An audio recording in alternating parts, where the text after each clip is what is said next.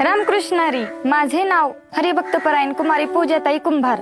मी खूप साधी आहे. मला जास्त मित्र मैत्रिणी नाहीत. जर कोण माझा मित्र असेल तर तो म्हणजे माझा सखा पांडुरंग आहे. तर मी कीर्तन करत असताना जो काही माझा अनुभव असेल, माझं सुख असेल, दुःख असेल, जर मी कोणाला सांगत असेल तर तो म्हणजे माझा सखा पांडुरंग.